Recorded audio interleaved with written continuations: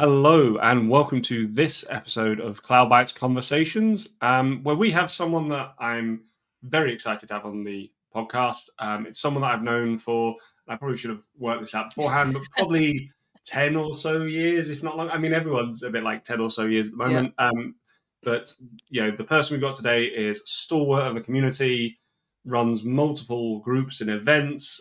I think is the person I see traveling the most around community events. I'm pretty sure this person doesn't actually live at home most of the time. And yet is just an all-round community superstar. So we are very pleased to have with us today, Louise Lockie. Hello. Thank Welcome you. to the Thank you for podcast. the intro. I think, you've identified a few of my issues there. I mean, you see, Addictions. if you do not have gold member status, then I don't know who has on the flights. Like that's I constantly say like, "Where's Louise?" Like Cactus Force and this force and that force. You love the community events. I think is a very fair thing to say, and something we'll probably hit on later. I have put this on my bio. I'm addicted to dreamings. Yes. Very, very nice. So, Louise, tell everyone a little bit about yourself, who you are, where you come from. In true, I mean, I do that, I say that, and like I know that the Brits can be like, "Oh, that's Cilla Black," Still a but like blank. for Americans and anyone under the age of 30, or probably anyone under the age of 30, yeah, that's like what you're at.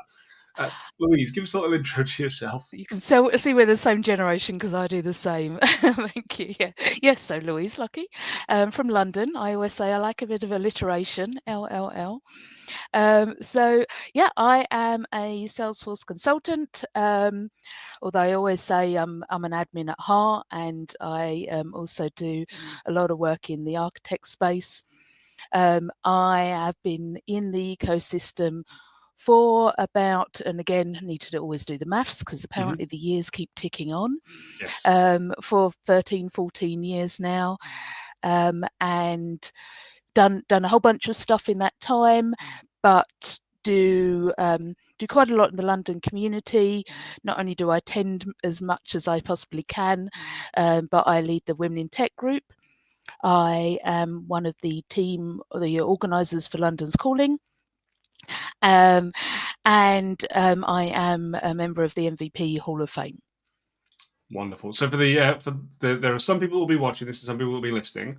For those watching, you have just seen Yes. Louise show her lovely London's Calling top from last year. For Yeah. those listening, Louise just showed her London's Calling top from last year. I did. When there was a brief moment of silence, that was what we were doing. Yeah, sorry, I thrust my bosom towards the camera for a moment. I mean, just wanted to paint that picture for the listeners at home is that Louise made sure her chest was on the screen for everyone.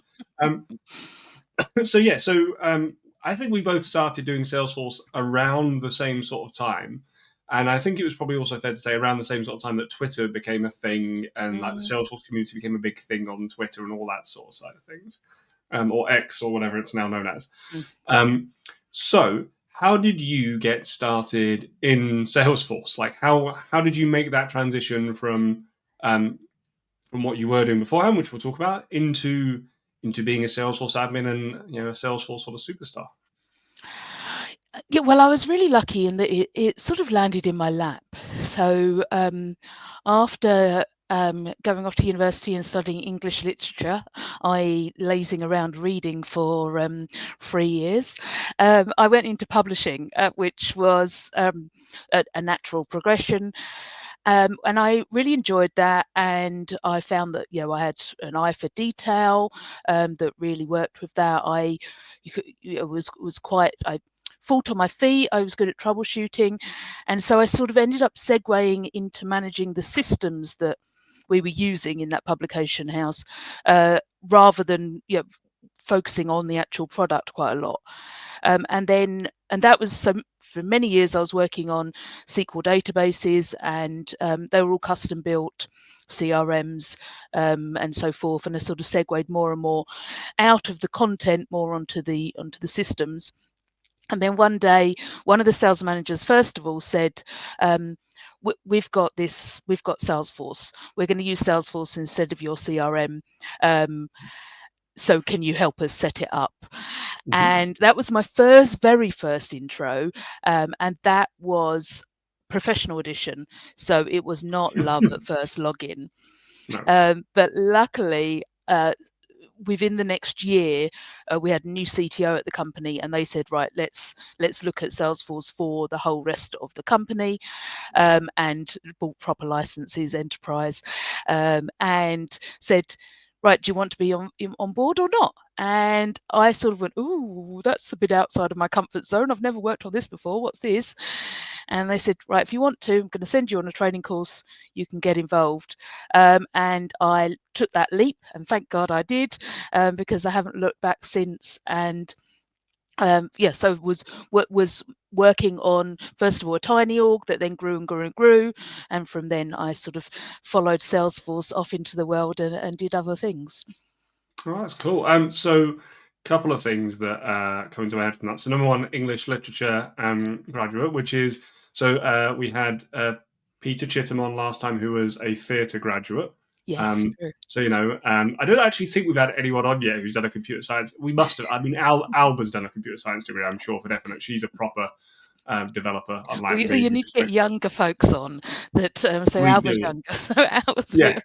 get some younger folks on, and they've Right. So probably done more vocational degrees, because we went to university at a time where it was less important to do a vocational degree. You could follow your passion, and still come out and get a job. you're just aging me now, Louise, Sorry. which is not what we had this call for. But so English literature graduate. So one of the things that I was chatting to someone about the other, it might have even been Peter yesterday in the preamble to our live stream, but um, about reading. So obviously, as an English literature graduate, I assume you can read. This is a general way off topic question, but do you still read a lot, Oh, yeah. or Yeah. Yeah. It's one of my favourite things to do. I did eventually migrate to a Kindle, because travelling quite a lot as I do, it Mhm. just wasn't practical to pack sort of like 5, 6 books in the suitcase for a holiday. But I've always got a book on the go, and um, I get very into the, like I'll be like, I wonder what's happening with. Oh no, Louise, that's not real life. It's the book you're reading. So it's are one of my you? passions for sure. Is it mainly fiction or non-fiction, or a I mixed am a, things? I am a mainly fiction reader. I read to unwind, so I always read before I go to sleep. So sort of, yeah, unless I'm out partying to the wee hours, I read every evening, and that really helps me. So it is getting lost in a fiction world. So whereas, say, my husband will have a fiction and a non-fiction book on the go at all times, I focus on the fiction. It's what brings me that outlet and the relaxation. Yeah, I'm more like your husband. I'm a one of these, as you can well imagine, knowing me, like a bit of a nerd about everything. And so I've moved to Storygraph this year, away from Goodreads, because of the whole, Mm, trying to whittle down some of my Amazon mm, dependencies, yeah. like many people are. And a friend of mine recommended Storygraph because it was founded by a young black lady in London. So it's a Oh, diverse owned business. It's yeah, UK based, so it's a nice group to support. But I always have one fiction, one non-fiction, and typically one Salesforce book on the go at mm, once, just to kind of keep me. But they're all paper. I also have a Kindle for when I go out on holiday, and yeah, I'm same as you. When I was on holiday last for a week, there was no way I could have fit like 10 books in a bag to read yeah. through. Like it was, I do a book a day because I'm just like, I don't want to go anywhere. I just want to sit here and read. So Relax. Yeah, yeah. So, absolutely. so what are you reading at the moment? What's your current recommendation for people? Um, So I've just finished. I'm reading a detective series that's set in Somerset. It was recommended to me by my in-laws because they're based in Somerset, and Hmm. so you like recognise the names of the place. So I think they've done 13 of them. I'm on Oh wow. 4. So it's the detective's called Nick Dixon. So nothing terribly highbrow, but it's a good story that you can get through with. You recognise some of the names, yeah, no, and I've got a few more, and I bought them all. They're all on my Kindle. Yeah, no. I mean, for those who are not in the UK, Somerset is a county down in the southwest of the or southwest of the UK, and it's very sort of I say it's a more rural county is the way I will It put it. Yeah, it's a lot more it is. farms and things, isn't it? So Yeah, when I first started visiting my before they were my in-laws, I couldn't sleep because it was too quiet being a city girl. So it's sleep. farmland Too and quiet to sleep. Oh, you yeah, just happen to sit there and turn the Hoover on. Yeah, no, it's cool. Yeah, I'm a big believer that people should everyone should be reading fiction more. And I think that whilst whilst I do like the occasional sort of highbrow classic sort of I finished the Gorman Gas trilogy recently, which was okay, yeah, yeah, very nice. A very kind of poetic is the word I will use. Like you can tell it was written by an artist. You know what I mean? yeah, Like I'm reading like the Woodhouse books at the moment because I try and collect all of his books. yeah. And I can get 10 pages into a Woodhouse book and I can tell you how it's going to end because all the characters are effectively the same characters and it's it's stupid and but it's an enjoyable thing. People should Exactly. enjoy it. Well, definitely, we can't be serious all the time. We've got to be able to unwind. We've got to be able to laugh, and we've got to be able to relax. So yeah, Exactly. I mean, at least for me at the moment, reading Woodhouse just makes me wish that I was a landed member of the gentry somewhere back in, could just where are sit in all your my butlers? castle all day. Yeah, exactly. Yeah, my own little Jeeves somewhere to come and get me. Um, so, being in a publishing house, and as you mentioned, the attention to detail and things like that, I think, before we go into that, there's one thing there that you said that I really want to kind of hit on and discuss, which I think isn't perhaps covered enough, which is you got sent on a training course. Mm, And one of the things that I think is definitely done less nowadays in the Salesforce space, possibly because of things like Trailhead and stuff like that, is training courses. You went so as a kind of caveat. Louise, I think, still delivers for Salesforce Trailhead Academy. Do you still do the training for Salesforce, I do. or Yes, yes. So that's one of the things I did. As I was going to go into freelancing, was become a certified instructor to intimate. Yeah. So yes, but I don't work for Salesforce. I'm yeah, not no, promoting anything. yeah. So I was I more don't bringing get it a up. referral fee. Yeah, so I was more bringing it up because Louise does do these courses, and I have done these courses. So just to make sure that everyone's aware that we are two people that have done them. But um, I don't think there is anywhere near the investment anymore in possibly in general, but in people doing these courses. Because when I first started doing Salesforce, granted I didn't get sent on a course, but because I joined Financial Force and they were um, part of the Salesforce family, and they had an investment from Salesforce. They Yeah. were very close and friendly. Um, I got access to all of the materials, got access to the recordings. Effectively, I got sent gigabytes worth of videos and PDFs and things, which were here's what would happen if you were on the course for the next 3 days, or next 2 weeks. In fact, because I got Dev 401 and Dev 501. And I don't think that that's done anymore. I don't. I when I was training, when I was doing the Trailhead Academy courses for Salesforce, um, and I don't know if it's just me and it was just me being doing them sporadically. I just don't feel that there's as much effort and investment put in people starting out on things as there was anymore. Is that just me or? No, I definitely think that that's true. However, Salesforce made a change at some point last year in that I think its signature support customers get training credits, get to go, and so I've definitely seen an uptake. So I think that the price point has always been quite high, Mm-hmm. £2,000-3,000 for a week's training course. That can be a big investment plus the investment of the time. Yeah. So I think that might be picking up a bit more again now that they've wrapped it in some folks' contracts. So I hope so, because it really put me in the right, gave me those best practices and put me in the best position to then go on from there. And I didn't. It's not like I took the cert anytime. I took a few years before I took the cert, but it just gave me that foundational knowledge that I thank that CTO Yeah.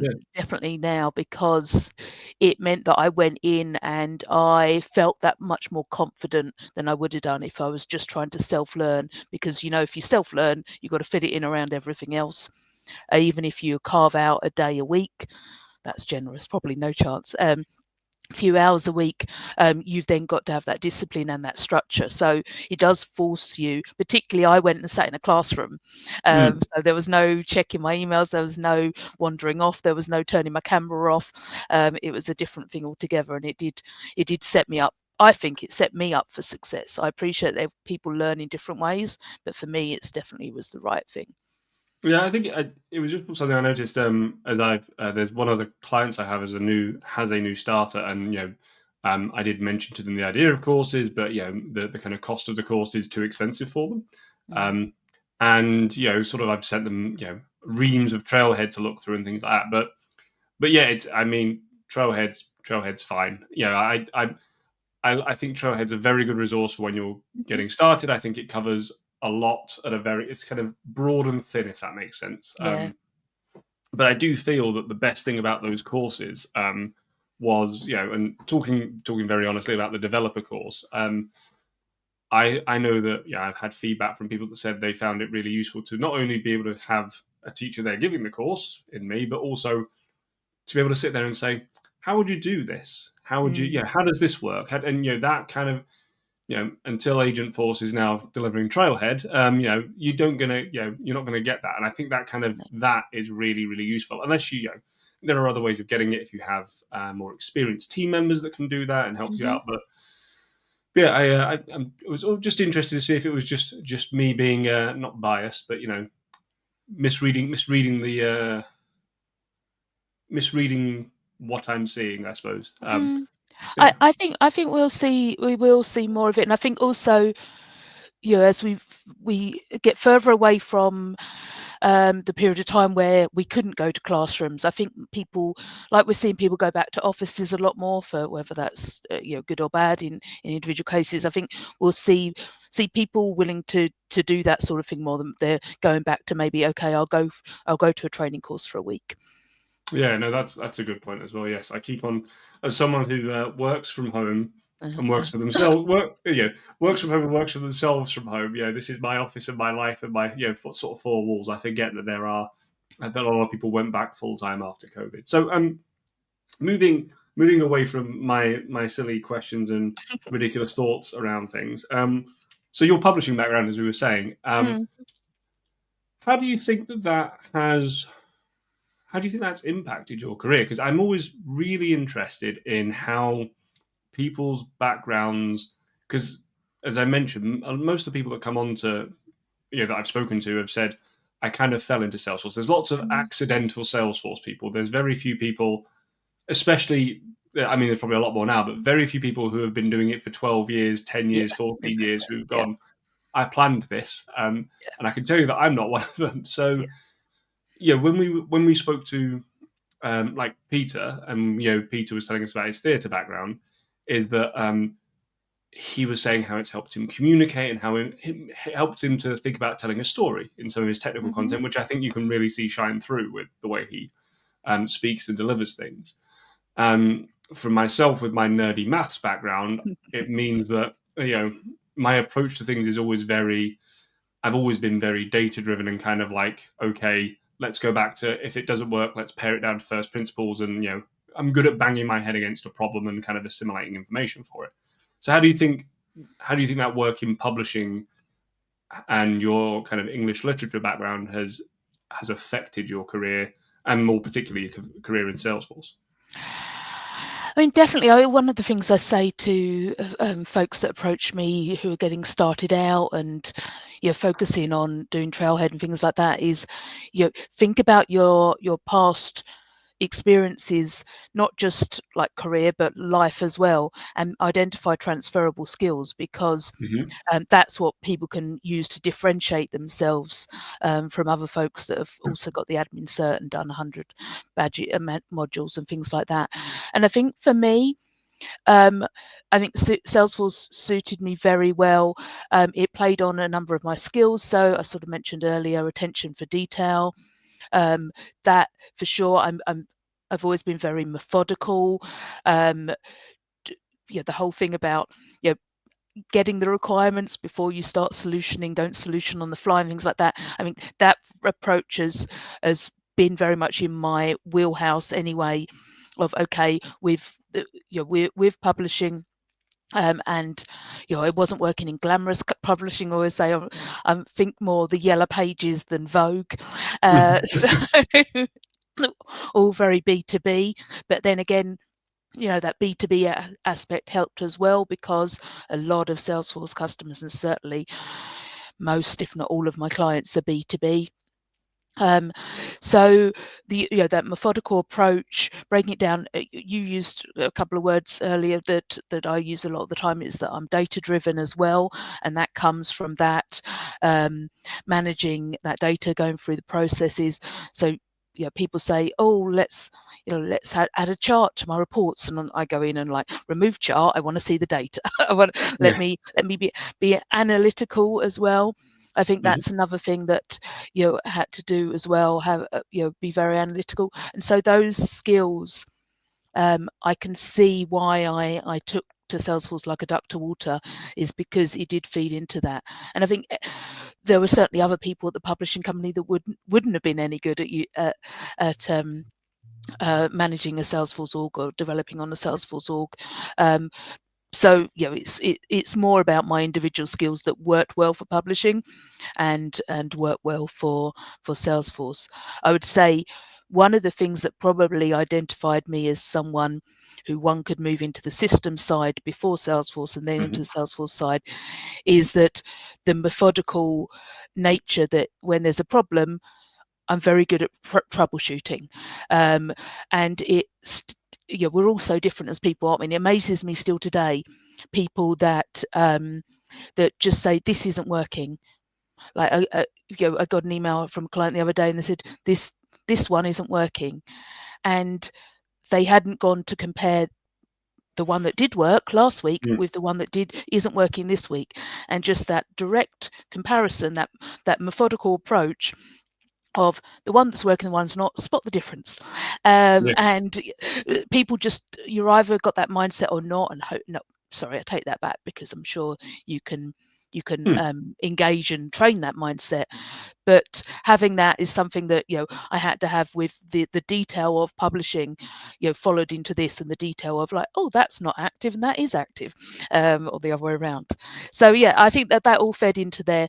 But whether I would have got into Salesforce or not, I don't know, if it hadn't come along. I think possibly because I was working on, although they were custom CRMs, they were still there. And Hmm. funnily enough, the external company that supported some of those systems, those SQL Hmm. databases, they transitioned into working with Salesforce as well. So Oh, really? maybe that was a natural move now. So yeah, we will see. But however I got here, I'm here, and it's been treating me well and keeping the grey matter working, and giving me lots of opportunities and lots of challenges. Sometimes I regularly still shriek, "Yes, done it!" And my husband looks at me and is like, "Yeah, just solved a problem. It's fine. Just got this flow working, or just found this bug, or whatever else." So, yeah, all good. There might be issues on occasional days, but for the most part, I wake up pleased that this is my career. Yeah, and so it's interesting. I mean, it sounds as if you say, like, you were destined for Salesforce one way or another. But it's one of the things that you've mentioned there about the kind of the approach to problem solving and pieces like that I think's quite interesting. Is and I think so. Let me take a detour around this. So, the biggest benefit I think that Salesforce has had, and its real superpower for the past, 20 odd years or whatever, has been the fact that it is approachable for anyone. So Mm, you can do a lot in Salesforce by knowing a little, and I'm not meaning that to sound negative or condescending. I just mean, like, mm, once you know how to do about 10 things, you can build an app. It's not going to be the world's best app, but yeah. you could. you can construct a database with a UI and have some basic automation before you've ever looked at flow or anything like that. Um, and that's been its real superpower. And I do always worry that Salesforce is moving slowly away from that superpower in certain Mm. areas. Mm. Um, but the reason that I think that's been its superpower is that it's allowed people with more diverse backgrounds to come in and join. I mean, um, you've met my wife, Amanda. She does not have a computer science degree. She has a psychology degree and a background in psychology. So, and yet she is a solution architect at a multinational Salesforce organization and runs their org, nicely and very well because she's got the right logical, analytical kind Mm. of way of approaching things. And I suppose what I'm wondering is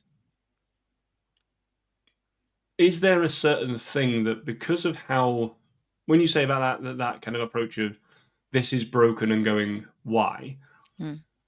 is it because a lot of time we hear about imposter syndrome in tech? Mm. To flip it on its head, is there a good portion of people who are really good at Salesforce who have no background in Salesforce, no background in technology, Mm. because of the fact that imposter syndrome has helped them? What I mean by that is, so taking me personally, I'm self-taught as a developer, and as a kid was programming computers because Mhm. apparently I both wanted to really tightly hold on to my virginity and also, you know, had nothing better to do in my life. But um, I was doing that because I wanted to learn how to make games, and was enjoying Mhm. that fun there. But I broke loads of things. Like Mhm. I was given a DVD player when DVD players were a thing, and stuck a DVD in it, and it was a copy of Monty Python that my friend had burnt for me. Okay. Stuck it in there, and he hadn't stuck the label on properly, and it knackered the DVD player up. And this was like 2 weeks after I got it for my birthday, so I had to take the DVD player apart because I was like, Oh, I yeah. am going to get killed if this.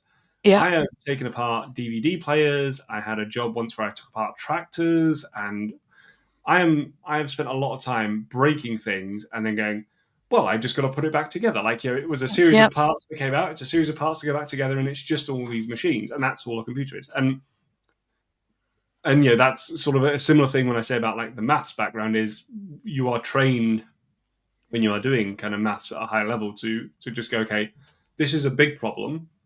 Let's break it down into 10 Mhm. small problems, Mhm. and we know how to solve that one and that one, but we can't do that one. So let's do and go through that. So my question that I'm coming to is, do you think that kind of imposter syndrome, for one of a phrase that has had so many people from the outside come in, they found Salesforce approachable, but never really felt like they were pure techies or whatever, and thus have really pushed themselves to try things out? Do you think that actually helps people to become better at things, particularly in the Salesforce space? Does it make sense what I'm asking? I suppose is So you're saying with imposter because they've got imposter or because they're concerned about imposter imposter syndrome, syndrome is the best term I can come up for it. But that where they're not they are trying and breaking things, or they're not trying and breaking things? because they are because they have come from a non-traditional background, they almost don't know the right rules to follow. Mhm.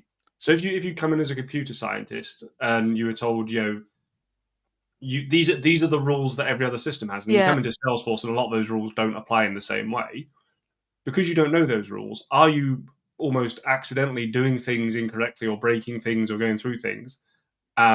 And then because you've got to fix them and because you're worried about having that, and I say imposter syndrome, it's not probably the best term, Yeah. but like that kind of non-traditional view and almost that worry about being found out or having to work harder because you're not from there, that it actually helps you. I think the one angle for that certainly that I see is that if people it like I would rather get to the bottom of a problem myself Mm. than immediately go, please, can I Mm. have some help over here? And I think that plays into it. People are starting out, they don't want to show that they don't know all the answers because maybe a bit of a imposter syndrome, and I think that can drive them to better behaviour because then they go, okay, it isn't working. why isn't it working? I've got to find out, because either I'm self-teaching myself and I've got no one to ask, or I don't want to look like I don't know the answer. And I think there's an element to that. I actually Mm. had a session on asking the silly questions in one of my women in tech groups, so that you don't hold yourself back by not answering the question. So I think there's a fine line there, but I do think that happens, that people say, okay, one, there's so many people teaching themselves via Trailhead, and via the other content out there, that they haven't really got someone to say, why is my flow not working? They have to pick it apart, and so that can teach them good behavior. um I so and the finding their own way is just, as long as they're doing it in a dev org or a sandbox, then that's okay. But one of the things that boggles my mind a little bit sometimes is people's willingness to say straight away it's not working. I'm like, just have you tried? Have you tried a second Yeah. time? Like, because let's always try a second time, or things that people just say, I've got an error.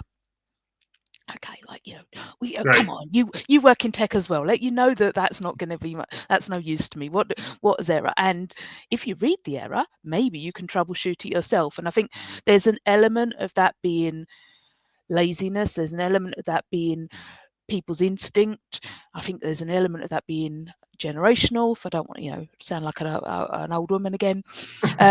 But yeah, and I think that maybe imposter syndrome prevents people from going there, I need help straight away, because they want to prove to themselves and anyone else that they can fix the problem, which has got to be a good thing. Yeah, and I suppose the other part of this, and one of the things I'm always aware of as well, is that when when a bunch of us first started doing Salesforce, it was very easy to break. I mean, it's still very easy to break it now, but it was really easy to break it. Like, I've said before that it was very easy to find the bleeding edge, because the bleeding edge was everywhere. Yeah. Um, I was talking. I was in a conversation the other week about just as an interesting kind of analogy, is like Dan Appleman's book, The Advanced Hmm. Apex book, which is a fantastic book. And someone said, well, it's not as advanced as I thought it was going to be. And I was like, oh, that's interesting. And I was like, but that's because the original version of it was written in 2012.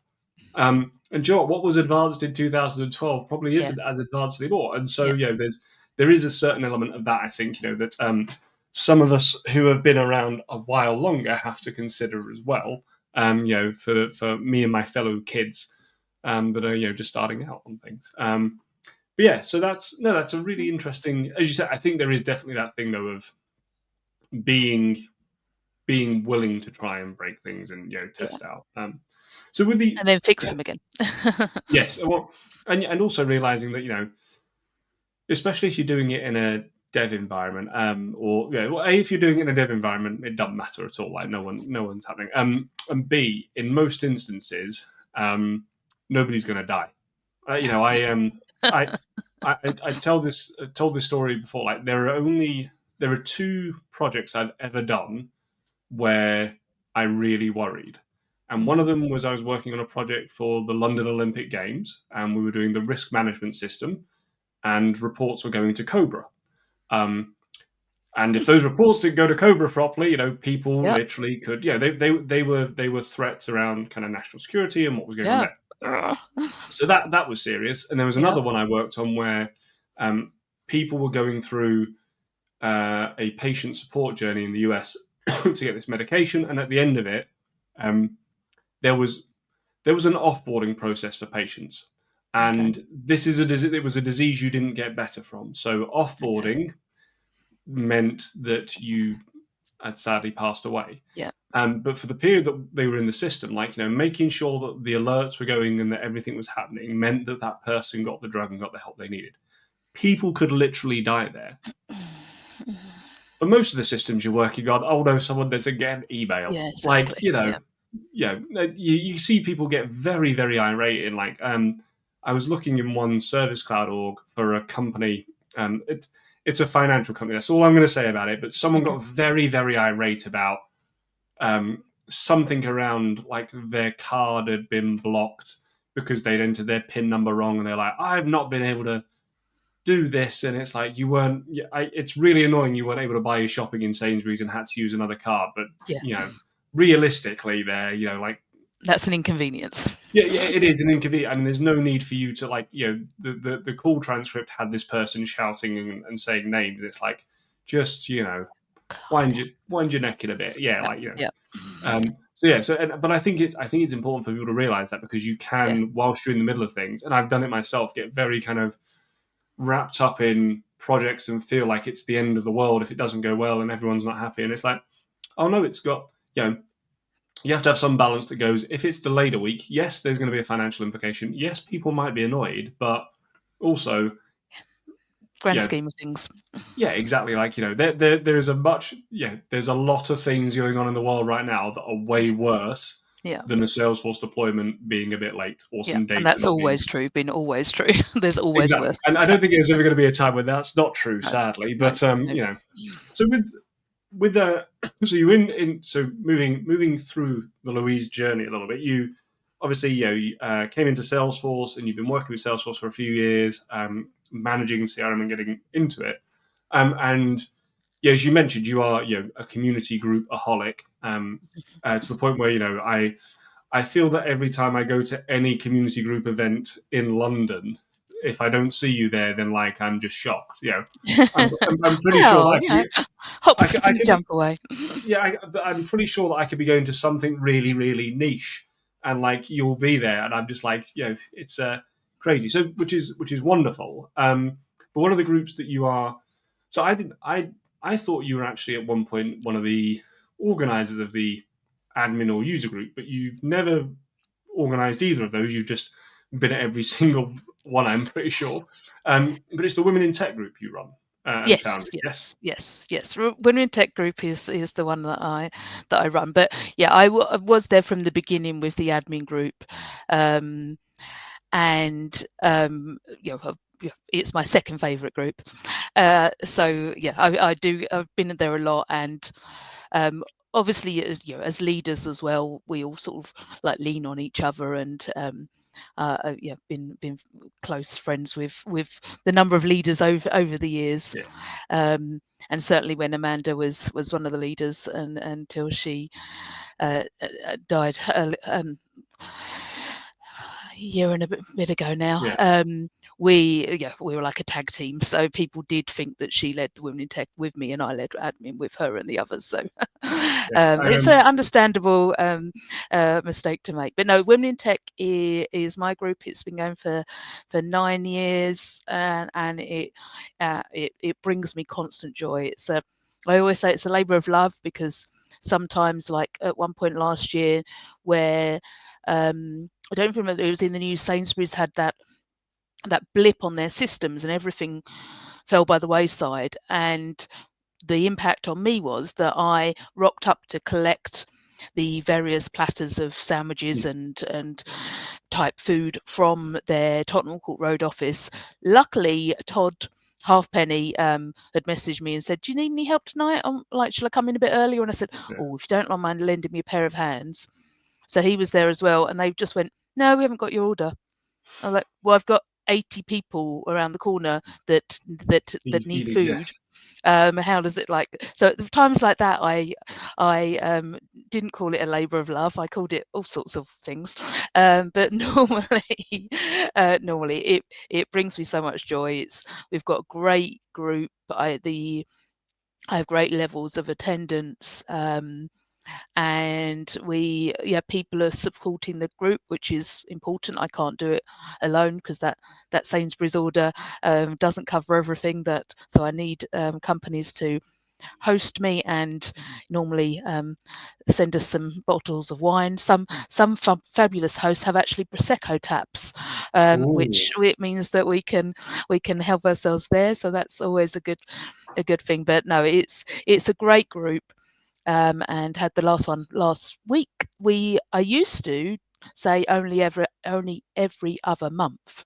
Mhm. Um, some groups in London do quarterly, some do monthly. I did every other month for a number of years, but particularly since COVID, since lockdown, once we've been back up out in the world, the demand has been so high that I've done practically every month. So I tend to miss one in the summer or something like that because of school holidays impacts so many of the Yeah. members. But yeah, it's a great group. So tell us a little bit about the. So the clue we don't know is in the name that the Women in Tech group is somewhat Yeah. focused on women in technology. One would imagine, and when you said it was the admin group was your second favorite group, I assume that your favorite group was obviously Yes. Todd's developer group. Todd Just and for Todd, Kieran. Yeah, yeah, exactly. And just for Ellie Todd and and Pete. Keir listening in, they'll just be like, yes, nailed it. But the so the Women in Tech group obviously focuses on women in technology. Can you share a little bit for some people who may never have attended a group or may never have been to one, sort of what the focus is, how those meetings run, and kind of what the content is really as well. So what kind of, because obviously for a developer group, it's pretty obvious to know that it's developer sessions. Yeah. A for an admin group, it's admin sessions. But for a women in tech group, it's a lot of a broader mix of content and information, isn't it? It is for us in London. So yes, so I always say that Salesforce is what we have in common, not necessarily what we talk about. Mm-hmm. So yeah, it's called the London Salesforce Women in Tech, and I always say there's 3 requirements for coming. One is that you identify as a woman, and I'll circle back to that bit Mm-hmm. later. 2 is that you work in the Salesforce ecosystem.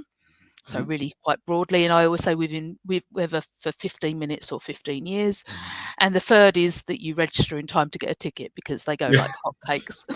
um, and so that's what people have in common, um, which is great. And then we have topics that relate to being a woman in a male dominated space in tech. So we'll have things like emotional intelligence, imposter syndrome, uh, around sort of like interviewing and career development, what people learn from being so that last week's session, which was in fact also last month, Mm-hmm. was what becoming a woman taught me about being a leader. And so as Mm-hmm. growing up, maturing, different life changes, obviously for many women, and of course having children, Mm-hmm. how that has shaped them and changed them, and how they've taken that and made themselves a better professional, a better leader from that. So these aren't necessarily subjects that relate just to No. women, although we have had a number that do. Um, but it's about how they can build in their career. And one of the reasons I'd say we don't talk about Salesforce, although in last week's one I did do a little thing on Agentforce because Salesforce kindly sent me some Agentforce swag, so I had to do something. So I Yeah. did. Had to give I some of it played the away. game. Yeah. Yeah. um, is it is because of being in London. So in London, they can go to the developer group, they can go to the admin group, they can go to the marketing group, they can go to the non-profit group, they can go to the architect group, and so there are some women in tech groups say in the States or elsewhere in the world where they do. We're doing the spring 25 release, Yeah. but I want to offer something different for my members, and I don't want to tread on those other groups' toes because we're not a competition. We should align nicely alongside each other. So I do. So I've got like a form out there to say if you want to come talk at Women in Tech. Mm-hmm. And one of the things it says is, not about Agentforce, not about Flow, not Yeah. about Lightning Web Components, because there's a place for those elsewhere, and because we do most of those groups. So certainly, admin, developer, women in tech, and marketing cloud, which is Pardot and Exact Target together now, they meet monthly. So there's always something Yeah. around the corner. But yeah, no, it's a great group, and I think also one of the reasons it's so popular, not just because it is a great environment and it is a really great friendly environment, because people who may feel like the word networking is a dirty word, and that was me once upon a time for sure. Mhm. They know that they've got something in common. They know they're not going to have to justify their attendance. So I think some people might not go to the developer group because they don't identify as a developer. The same for architect. They might say, okay, admin, but I haven't got my admin cert. Mm. All I'm asking is that they identify as female, and so they can go, okay, yep, I can do that. So I think they see it as a group they can come and make connections. And I always leave as much time, if not more, for the networking part than I do the content, because those connections I know are so important. Someone can be their next mentor, their next employer, their next best bud, Yeah. but also they could then be find their next employee, find their next mentee, and those connections are so important. It's definitely not who you know, not what you know. It's both, but the who is important in the ecosystem. So Well, yeah, I think is no. I think what I was going to say as well. I think that the feedback I have heard from friends who have gone to some of the women in tech sessions, both yours and others, for not only just the Salesforce ecosystem yeah. but other ecosystems as well, and more broad sessions, is that um, it's that safe space as well where yeah, I and never I record any of my sessions. yeah, and I would truly love to believe that that you could go to any of the Salesforce groups, at least I'm going to say, and having been to a fair variety of them over my time, they are all friendly, welcoming, helpful groups. But I think it is really, as I say, talking, hearing from people that have found them beneficial, is that it is that safe space where, as you say, the focus is it's just a safe space where you can be yourself, I suppose, rather than Like-minded a safe people. space where you have to be your developer self, I suppose, Yeah, or your admin self, if yeah. that makes sense. Yeah, it's not that people aren't going to wear their credentials on their sleeves and stuff like that. And I always do. There's one segment I do every time, um, and that's just take time to say, right, who has got something to celebrate since we last met, Mm, because we're not very good at like applauding ourselves, patting ourselves on the back. We might see it as bragging if we or being too much if we posted it everywhere. So let's do it here. Let's get see how the applause we get. So obviously we get things like new jobs, new certs, successful projects, new wins, depending on the roles and things. But we've also had I got my driving license, or I got my visa, or I got divorced, and yay, that's a good thing. mm, Like all these different things, or I got out of a bad situation with a job.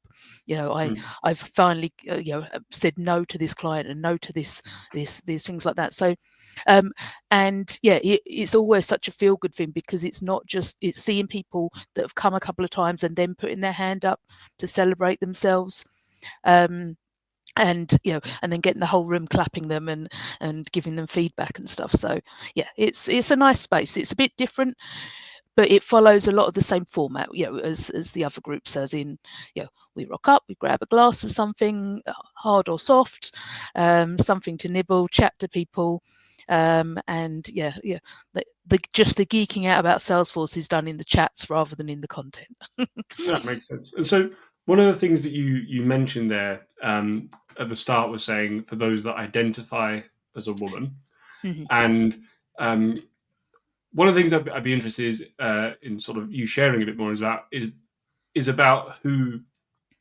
I'm not going to say can attend or is allowed to attend, but who should attend, and I'm going to say the word is welcome is probably the right phrasing here, because for an example, you just mentioned Todd coming along, and for those that have met Todd and seen Todd, Todd does not identify as a woman in the traditional way that phrase is perhaps used. So do you want to share a little bit more about that? Yeah, absolutely. So it's always been, when we take an allies, but I felt, unfortunately, that I had to define that or put some rules around that a bit more as time went on. And there's Hmm. a couple of reasons for that. One is, on average, I will sell out, and I'm using quote marks here for those that can't are only Yeah, yeah. listening. because we don't charge for them, of tickets. And so quickly, within hours, you're always within the same day, I release them.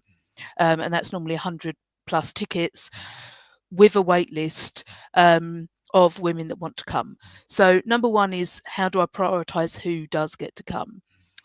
Number two is that unfortunately some people over the years have forgotten the space they're in and been way too vocal and made it about them, and just not read the room, and Mm. so shown that they weren't, these are people that don't identify as women, that they were there for the wrong reasons, that they didn't, they didn't understand that this was a time for our voices to be heard, predominantly. um and I've even had things like people say, "Oh, I'll be in town that day because I've got to go to a client, so I thought I'd come along for a beer." Like, no, Yeah, that's not you being an ally. That's you like thinking, "Oh, you know, that's I want some convenient, free food and a and beer. there's Yeah, free beer." Yeah. So what I say now is that unless you're a regular attendee that doesn't identify as a woman, then to reach out to me first, use the official email, and explain why you'd like to come. And unfortunately, very, very, very rarely, when I get one of those emails, is there a good, like, as people have people give me a good enough reason to take a space from a woman on the wait list mm. and give it to them. Um, so, and sometimes I really, it's just, I feel like it's a low ball. I've had where I've been in some companies' offices, and some of their employees have wanted to come, and the my connection to that host has pointed them to me, and I've said, "Can you just explain to me why you'd like to come? Like what you?" Mm.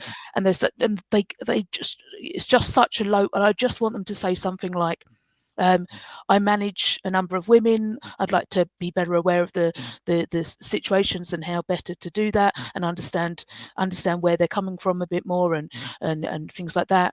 Or, um, "I want to be a better ally, and I want to understand how I can help." Anything like that.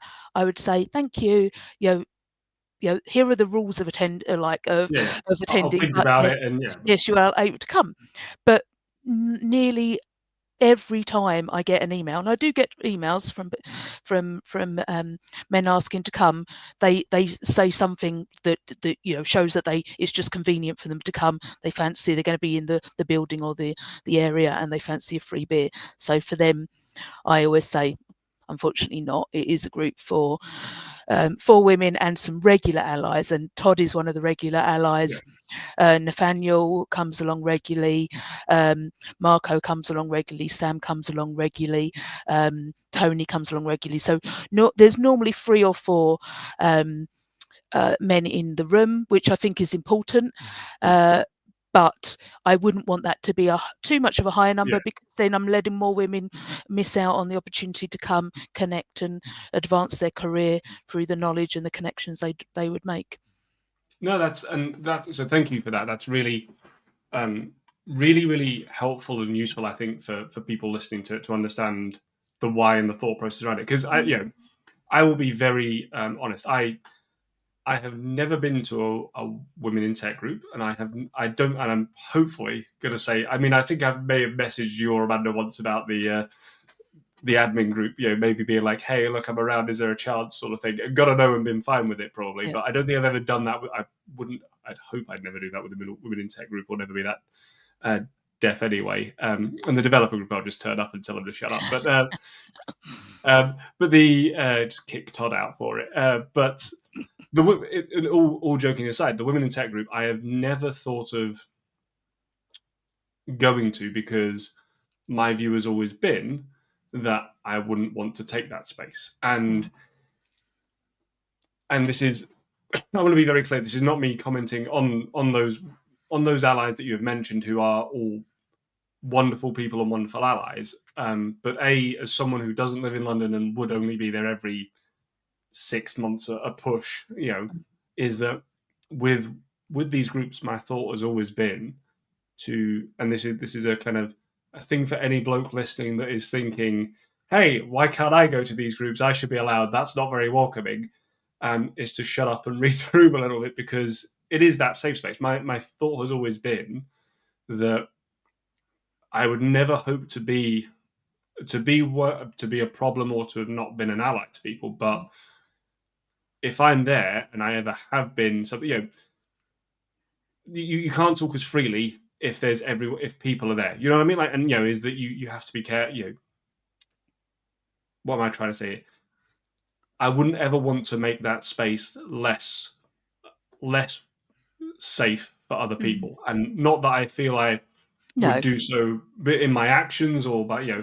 and I hope, Louise, that you're not going to sit here and say, yes, Paul, you are really, really awful, and but Of course. you're completely the person we're banning. It's just No, not at all. no, But no, but it is, and I think there is a balance. And I think back in the day when the attendance wasn't so high, and obviously spaces are harder to come by, money's mm, harder to come by. There are restrictions.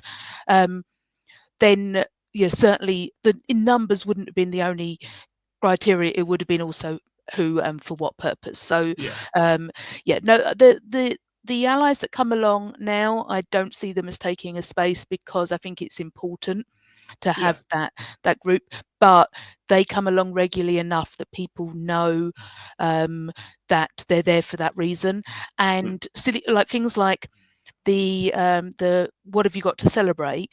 I say for the allies in the room, please, if you would like to celebrate something, let it be about a female colleague or friend or yeah. etc., rather than calling out your own successes. And so often they will put their hand up and say, I have.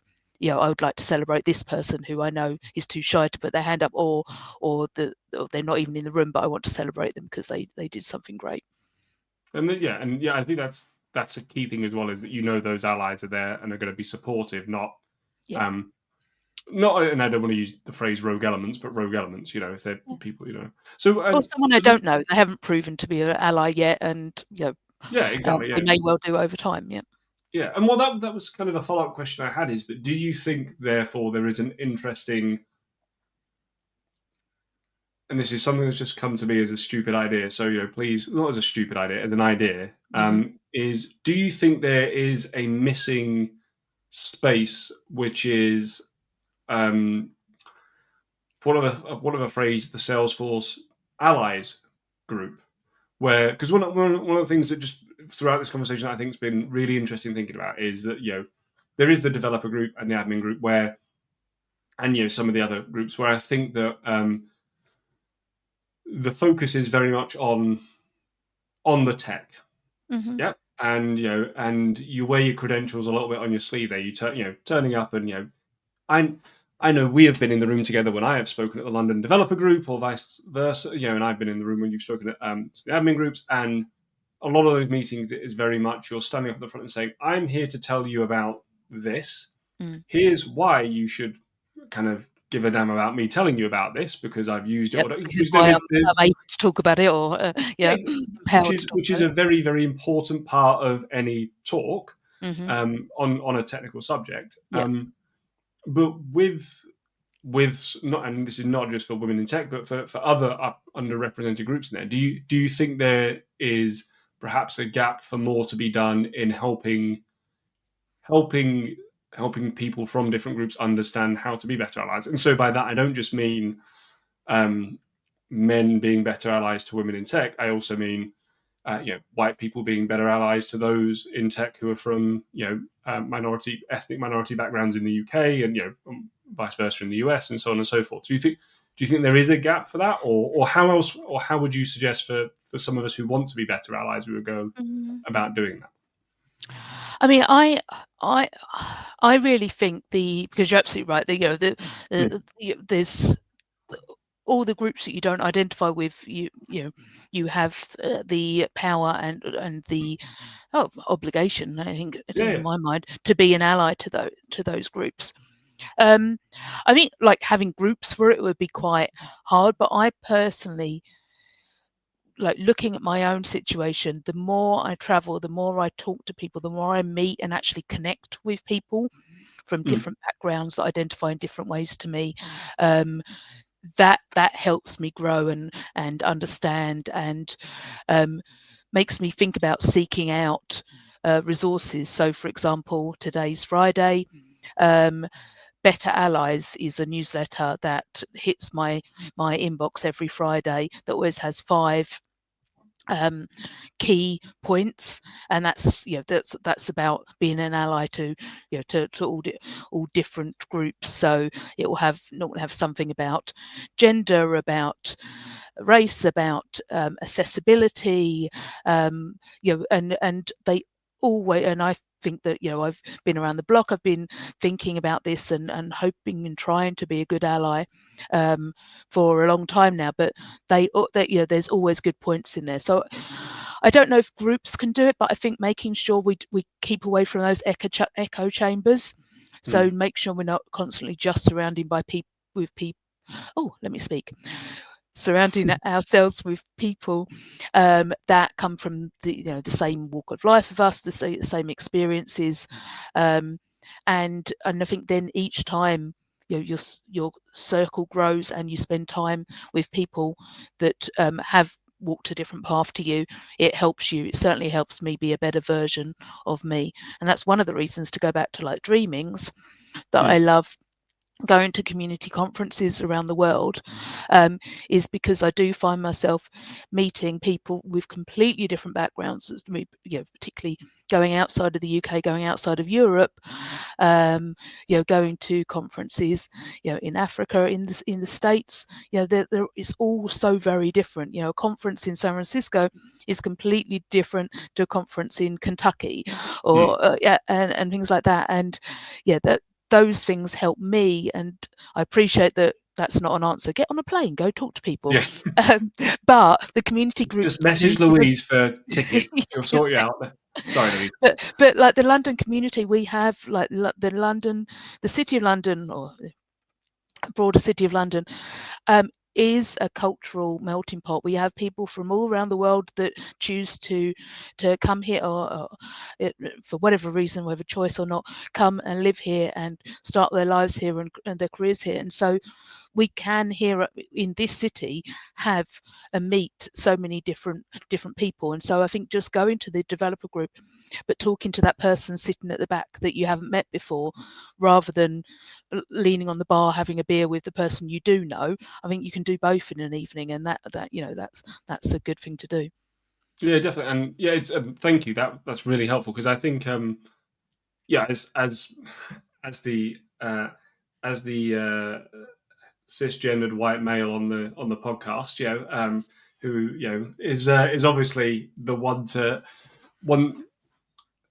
I really want to make sure that I am trying to do what I can do to be an ally to people, but Yeah, it is always a thing of I think the hardest thing for people to realize is that you don't know what you don't know about it. And to echo your points about like going out and meeting people and seeing diverse groups, I'm gonna do the thing here where I say that's not just London, and I'm not saying you are saying that, but like if you can go to any city in the UK and most places in the world, and you can find that, and you can make attempts. Go and do a language course. I'm learning Spanish, and there is a broad variety of people in my Spanish group. One of whom is Italian, and so he's learning a third language in his second language, which is always interesting to see. But so gosh, you do you do get that. But I think that is really important for people to understand, though, is that it is a lot of it is both allowing for these spaces to occur and be these spaces themselves, but also just going out and making sure you're yeah, listening to other people's thoughts and understandings on it. yeah, To your point about going and talking to different people in rooms, this is one of the things I'm hoping to work on a lot more this year, because one of the problems I have is I mean, I have many problems, and we're not going to start that list. I'm sure you've how got long? sat on your. Louise is like, right, open up the notepad. I came prepared with this. But one of the things that I'm looking forward to doing is when I go to events, because there are a group of people that I see, including yourself as an example, every 3 to 6 months, maybe two, Yeah, three times a year. yeah, I will when I'm at an event, if I see you there, are you going to Irish Streaming, for example? I I think am going to yes, you Irish are. streaming. Yes, So you and I will both be together in Dublin, yes, and we'll hang out and say hello. yeah, But what did you say? It's that kind of natural thing of I'm like, oh, I haven't seen Louise for 3 months, so Yeah. we'll hang out for a bit. And Fabian will be there, Fabian Talon from He will. Texai Yeah. in Paris, who's another MVP and runs the Paris Developer Group. He'll be there, and Fabian I see twice a year maybe, and it's always wonderful to see him, and we have a chat and we catch up and all these things. And it's important to keep those connections, keep those Yeah. friendships. He is. Yeah. But I had Steph Herrera on this podcast a while ago, and Steph's wonderful, and I've seen her She is. multiple times since that podcast. Yeah. But Steph and I we're having this conversation. Like, we must have met before. We realised that we were both in the speaker and MVP party at London's Calling, Right. Yes. and that space that we were in was a lovely space. But let's Not be big. clear, No. it wasn't like we were in the it wasn't like we were in the middle of Piccadilly Square, like kind of shouting across at each other. No. I think if 10 people It was stood with fairly their arms, intimate. Yeah. yeah, 10 people stood with their arms out end to end, we'd have probably gone one way to another. And Yeah. so yeah, For sure. we're just saying how fun it is that there are these connections though that you can constantly have like that. Yeah. And that is People important, and it is important when you come, when we're in Dublin, that we do all catch up with the people that we have these real connections with, because to me that's what makes the community more than just acquaintances. It's when I make real connections with people, and that is through seeing people repeatedly, albeit over the course of 10 years, seeing them repeatedly, and so that's important. So I'm not saying no, don't no, do that, but there's like when you go to a regular user group, I will, like if I see Todd next week at the or 19th at the developer group, I would have probably seen him the week before at something else. So and chatted with him on a weekly London's Calling. So I can have a quick catch up with him. But then if I see someone sat at the back on their own, or make small talk at the bar, then I can I can make a yeah, different connection as well. So there's a balance. It's not like go to a group and ignore your yeah, yeah. friends to seek out new folks, because that's not nice either. I think we're the title for this podcast is going to be stories about Todd Halfpenny and also Louise Lockie, telling her story. It's only because we love you so much, Todd, that you are getting such a good amount of airtime. So that's and talking to a diverse group of people with different backgrounds and views as well. I think is important to have that nuanced debate. I had a chat with because it's public and available for people to see. Me and James Simone from Salesforce were having a chat in the SFXD Discord about something, and we were very. I think we were 95% in agreement, but 5% not. And it's all text based, so you're kind of doing that thing of, well, no, but Yeah. I mean this and mean that, yeah. And for those who are worried if James and I are upset with each other, we're not. Like, I messaged James afterwards, and A did the very British thing of saying we haven't 100% agreed. I'm so sorry. But James and I are both adults, where we said, Yeah, it's fine. We exactly. don't have to agree, Yes. but I think people have got bad at realizing that. You and I won't agree on a million different things. No. Yeah. Some of them as important as knowing that you support Arsenal and I'm a Man United fan, and thus you are I'm inherently so wrong. sorry. I'm so sorry Yeah, for the troubles you're going through. I, I'm not at all. I'm very very happy that you guys are going to be staying humble for the year without a trophy again. So it's but all joking aside is that it's having but I think by only meeting with people and being open enough to have those Yeah. conversations where you don't have to fully agree, Yeah. do you actually make those better connections and have a better understanding? And if you don't fully agree, that's completely okay as well. Completely. Yeah. You don't have to be and I'm sure you will agree with this is that I love my wife to pieces. She and I do not agree 100% on everything. And I'm sure you and your husband are not 100% on every How single thing. boring would that be if we did? I mean, come on. Exactly, yeah. I mean, yeah. Is So yeah, but I think that's also a really important thing for people to that might be that I think people may still be afraid of and worry that they're going to, I don't know. Yes, you will get cancelled if you go and say something horrific, but if you're polite and have a nuanced conversation with someone, then that's the key Exactly. thing to kind of get to an understanding. So moving a little bit further on then, so it was the women in tech group that I think was one of the driving reasons you became an MVP, and obviously you've now moved into the Hall of Fame with the rest of us. But I think the thing you're probably best known for outside of the women in tech group is is London's Calling, which you are wearing your wonderful T-shirt for. I am. And so we've had Todd on to talk to us about London's Calling. We are Excellent. hopefully going to have Kerry on at some point to talk to us. Well, Todd has mentioned London's Calling amongst his skateboarding and being a trailblazer and all of the other things. We're hopefully going to have Kerry on at some point to talk to us about both her book and both her involvement with things as well. But tell us a little bit. Tell us about kind of London's Calling, the genesis of it, and it's the 10th anniversary this year, is it not? Yeah, absolutely. Yeah, 10th edition on the 6th of June.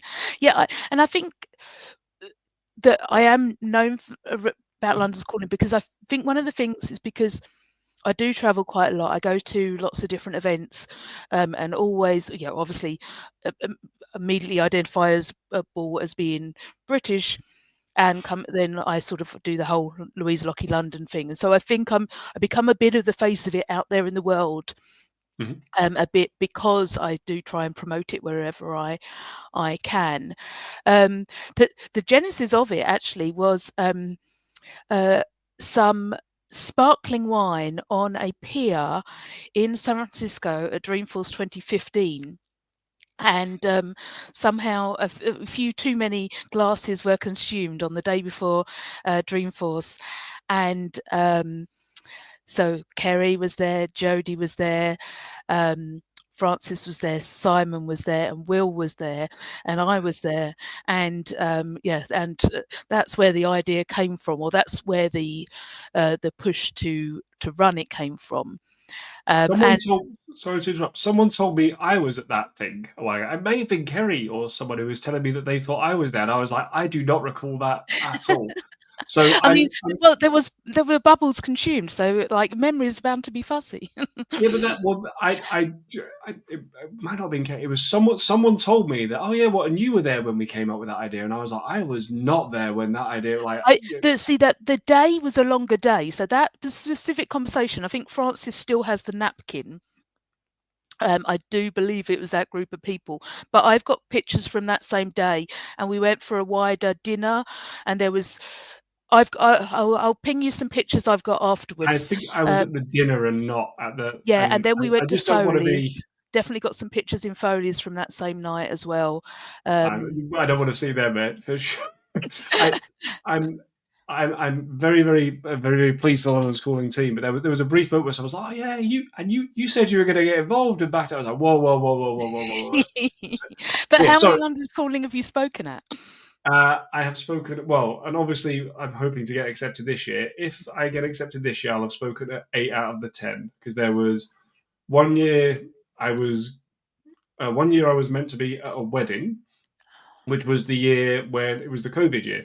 Yes, And okay. so the couple that were meant to be getting married on the London Schooling Day had their wedding cancelled because of COVID, and they got interviewed on the BBC and things about it. So I did Oh, actually attend London Schooling, despite the fact I wasn't meant to be there. And I think I helped with a few dry runs or something for it. yeah, yeah. And then there was not last year, but the year before when I switched to kind of doing my own thing after Cloud Galactico's finished. um, I didn't speak. I don't think I spoke that year. Okay. So it's Because only been there only was been 2 one years. time, I think there was a group of us that had done all five. Yeah, And I think it was me, you, Amanda, and Peter Chittum, and Keir, I think.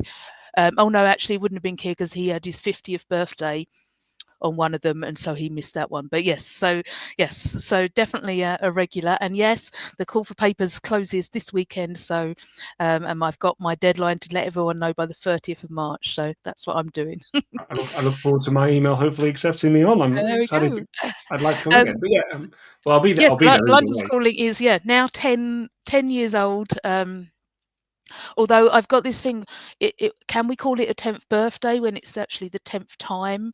So if the child would still only be 9, wouldn't they? Because you wouldn't count 0. So, that's I the mean, pedant in me coming out.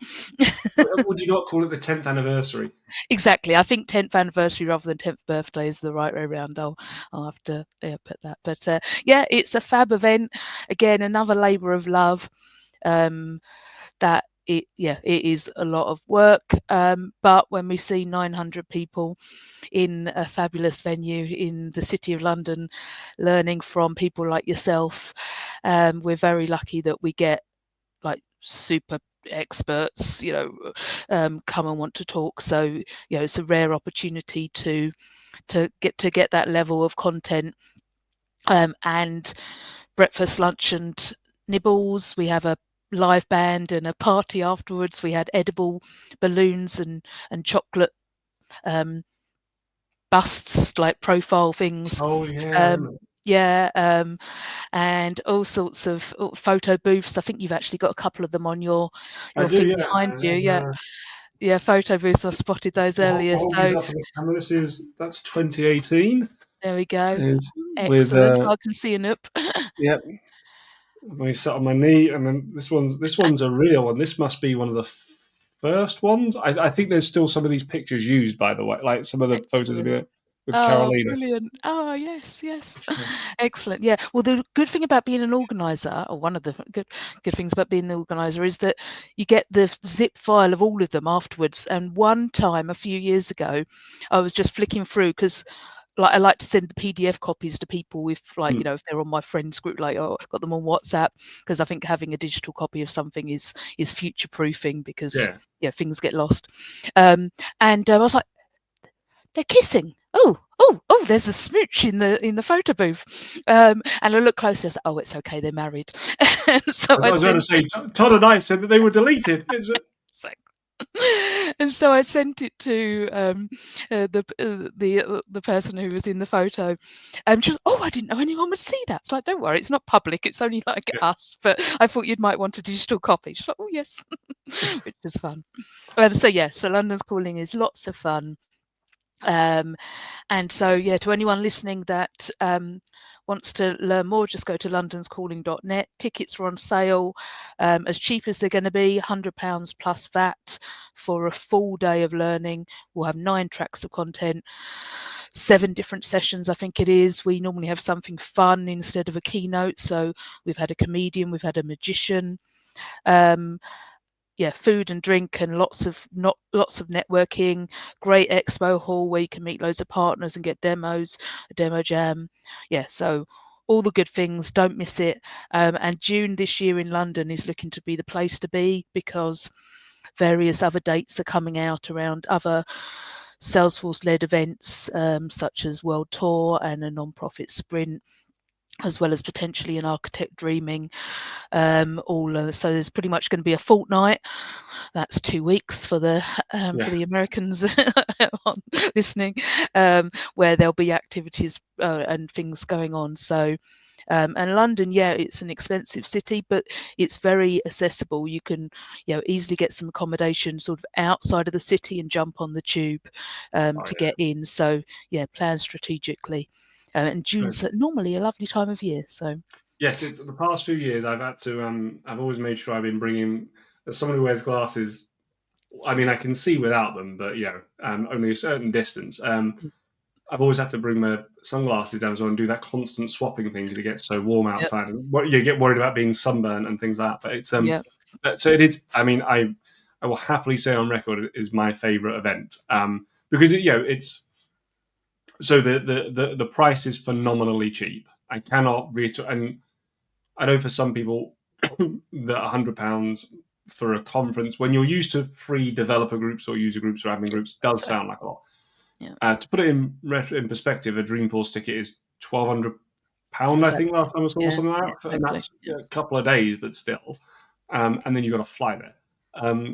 It's £100 is very very cheap for the amount of content, and not only just the content, but one of the things I love about London Schooling is always the quality of the food and drinks around there as well. I Mm. have never gone hungry nor thirsty, which is always a good sign. Indeed, indeed. Yeah, but it is a really really good quality speakers, and I also speak occasionally, but there is a really good set of detailed talks there, and yeah, it's a fantastic event. So would highly recommend, if you haven't got a ticket already, going for that. And yes, it's good to see. I think one of the things that I'm going to give a shout out for as well, which I don't think a lot of people realize, is Mm, that um, I know from kind of the grapevine that yourselves at the London's Calling team and the Midwest Streaming team, which was the original one, mm, have both been very, very supportive to the other groups who have set up events around the place. So I know, things like Dream All A, French Touch Dreaming, Irish Dreaming, all of those. I am sure the teams have been in contact with you, and I know that you have all been very, very helpful to them. So I think that's one of those things that you all deserve a big thank you and plaudits for. Is not only just running your own event, which is, you know, I know all of the organisers. I speak to all of you regularly, and I see you all slowly throughout the year getting excited, and then kind of going, "Oh my god, why have we done this again?" Um, yeah. but not only doing your own event, but also helping others out and giving them the advice is it's really, really good. So thank you from everyone for that as well. Yeah, it's all about community, isn't it? And helping where we can and attending and promoting other ones as well. I feel like, yeah, that's something I try and do. So, Selflessly, obviously. obviously, I mean, yeah, I'm looking forward to going to the inaugural Irish streaming this year to see that. Funnily enough, I've been to Dublin 3 or 4 times, but I've never actually been to Dublin, if that makes sense. Because what I've done Okay. is I've landed, gone to the Salesforce Tower, Ah. had a meal and a bite to eat like in there, and then had a few meetings, then gone back, and I've never actually slept in Ireland. Is probably the way of phrasing it. I've Oh, been okay, all right. So it's, there will be it's some, there might be some sleeping around the Salesforcing and the fun stuff. yes, exactly. Joe, I'm going to be there for a few. Yeah, my wife's coming over, and we're going to Yeah. spend a couple of days actually seeing Dublin. And she is also the same, having been to the Tower more than once and then never seen it. So, the pair of us, if I'm awake for 4 days solid or whatever it is, then there'll be a different problem. As much as it might feel like at the end of one day. So, conscious of taking up your how much time you've given us. So the final thing just wanted to kind of talk to you about was what's next for you, Louise, because you've obviously done so much helping so people with launch community groups, running the dreaming events, going out and and speaking at these events, and for those who aren't aware, for speakers to these events like Louise who fly around the world to go to them. Like with the one like we're going to Dublin. Yes, speakers get a free ticket to most events, but that's it. It's not as if either of us are going out to Dublin and I'd love to say that Salesforce are going to pay for my hotel and flights, but that ain't happening. No.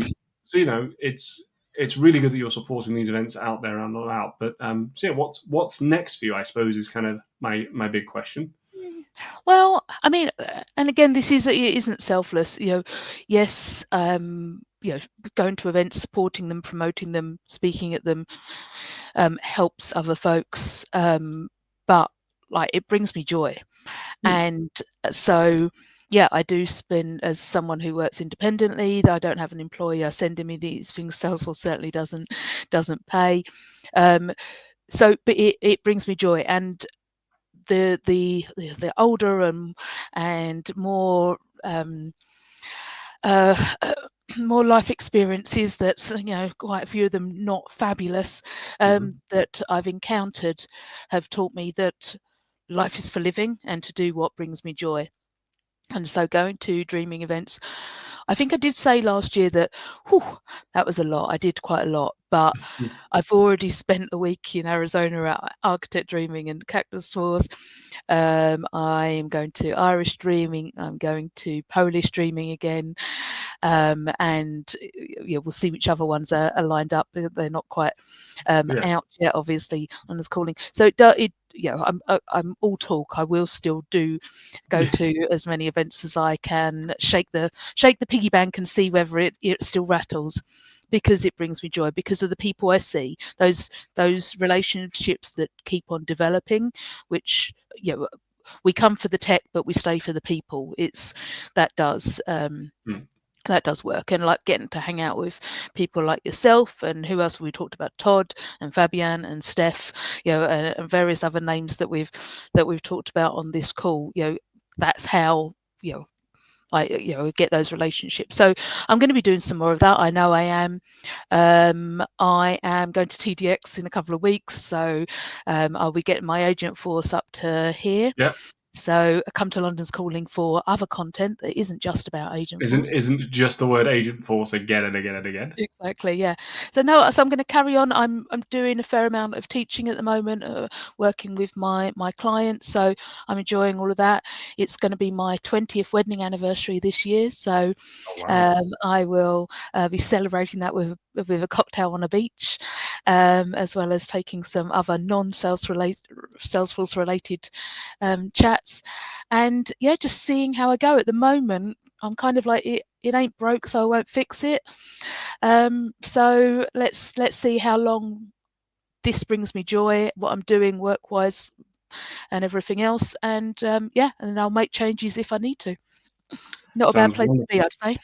No, that sounds like a wonderful place to be, and a lovely way to wrap things up. So the last question I've got for you then, Louise, is I like to ask everyone who comes on the show, and has and thank you so much for the conversation. It's been wonderful, and I've learned a ton. Not only about kind of your background and some of your story, that despite the fact we've known each other for so Mhm. long, I've never really kind of heard or known about, but also some stuff for for me and I'm sure others to take away and reflect on when it comes to things about how you can be a better ally, how you can be more involved with things in a better way, and and how you can approach things from a different perspective. So the question I like to ask people is if they've got one tip or trick that's non-technical, it can be technical if you really wish it to be, but that you would give, or a bit of advice you would give to the people listening, to help them in their life, in their career, in their journey, or whatever it might be. So is there something that you would give as a bit of advice for people as they're going through their life or through their Salesforce journey, based upon your experiences and all the things we've spoken about today? Other than buying London's calling tickets. Definitely buying London Yeah. schooling tickets. Um, I would say, like, just take that chance, step outside that comfort zone, push yourself that little bit further. Don't let self doubt or any kind of like sort of like personal concern keep you back. Like you can do, like, everyone can do all the things they want to do. They put their mind to it, and so yeah, plan to just do something more. The world keeps changing. We need to keep changing with it.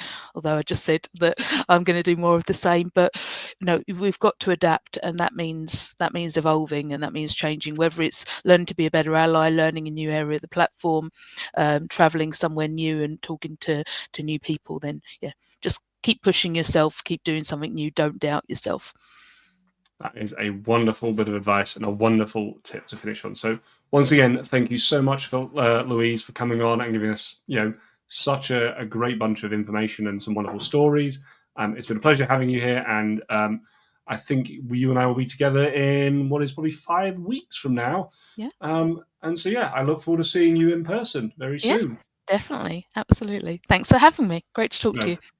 thank you so much. Thank you everyone for listening. Please remember to subscribe, so you can keep up to date with all of the latest episodes. If you've watched along, please give us a little like as well, and give us a review on whatever podcast player you're using. It really helps to kind of promote it and get it out there, and share it with a friend or a colleague that you think might find it useful. And once again, thank you so much for listening, and I look forward to seeing you on the next episode. Thank you, everyone. Bye now.